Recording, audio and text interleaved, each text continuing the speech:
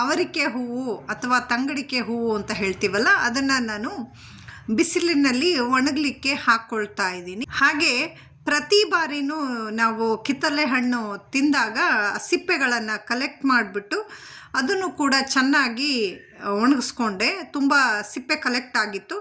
ಈಗ ಬಿಸಿಲು ಚೆನ್ನಾಗಿ ಬರ್ತಾ ಇರೋದ್ರಿಂದ ಹೂಗಳು ಮತ್ತು ಸಿಪ್ಪೆ ಚೆನ್ನಾಗಿ ಒಣಗ್ತು. ಆದರೆ ಹೂವು ಸ್ವಲ್ಪ 1-2 ದಿನ ಜಾಸ್ತಿ ಒಣಗಿಸ್ದೆ, ಯಾಕಂದರೆ ಮೊಗ್ಗು ಜೊತೇಲಿ ಇದ್ದಿದ್ದರಿಂದ ಹಾಗೆ ತೇವಾಂಶ ಉಳಿದ್ಬಿಟ್ರೆ ಫಂಗಸ್ ಬಂದ್ಬಿಡುತ್ತೆ. ಹಾಗಾಗಿ ನೀಟಾಗಿ ಒಣಗಿಸ್ಕೊಂಡೆ.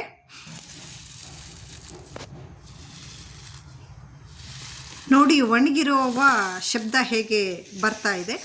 ನಂತರ ಅದನ್ನು ಮಿಕ್ಸಿಗೆ ಹಾಕ್ಕೊಂಡ್ಬಿಟ್ಟು ಗ್ರೈಂಡ್ ಮಾಡ್ಕೊಳ್ತಾ ಇದ್ದೀನಿ.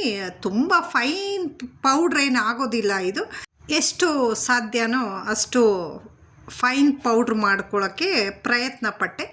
ಮತ್ತು ನೀಟಾಗಿ ಅದನ್ನು ಚಾಣಿಸಿ ಬಿಟ್ಟು ತೊಗೊಂಡೆ ನಾನು. ನೋಡಿ ಹೇಗೆ ಪೌಡ್ರ್ ಆಗಿದೆ. ಮತ್ತು ದಪ್ಪ ದಪ್ಪ ಇತ್ತಲ್ಲ, ಅದನ್ನು ಸಪ್ರೇಟ್ ಇಟ್ಕೊಳ್ತಾ ಇದ್ದೀನಿ. ಏನು ಮಾಡ್ತೀನಿ ನೆಕ್ಸ್ಟ್ ಅದನ್ನು ಅಂತ ಹೇಳಿಬಿಟ್ಟು ಹೇಳ್ತೀನಿ. ಮತ್ತು ಅದನ್ನೆಲ್ಲ ಒಂದು ಬಾಕ್ಸ್ಗೆ ಕಲೆಕ್ಟ್ ಮಾಡಿ ಇಟ್ಕೊಂಡೆ.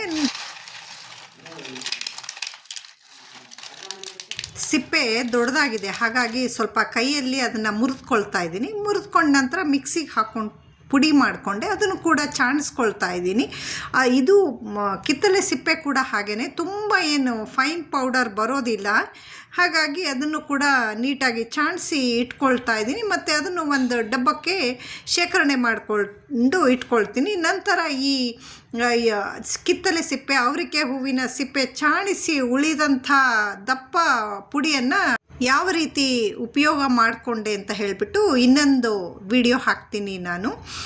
ಈ ಥರ ಪೌಡ್ರು ಮಾಡಿಟ್ಕೊಂಡ್ರೆ, ಕಿತ್ತಳೆ ಹಣ್ಣು ಮತ್ತು ಅವರಿಕೆ ಹೂವಿನ ಪೌಡ್ರ್ ಮಾಡಿಟ್ಕೊಂಡ್ರೆ ಫೇಸ್ ಪ್ಯಾಕ್ ಮತ್ತು ಫೇಸ್ ಕ್ರೀಮ್ಸ್, ಫೇಸ್ ಸೀರಮ್ ಏನಾದರೂ ಅಥವಾ ಹೇರ್ ಸೀರಮ್ ಮಾಡೋದಕ್ಕೆ ತುಂಬ ಉಪಯೋಗ ಆಗುತ್ತೆ. Thank you for watching.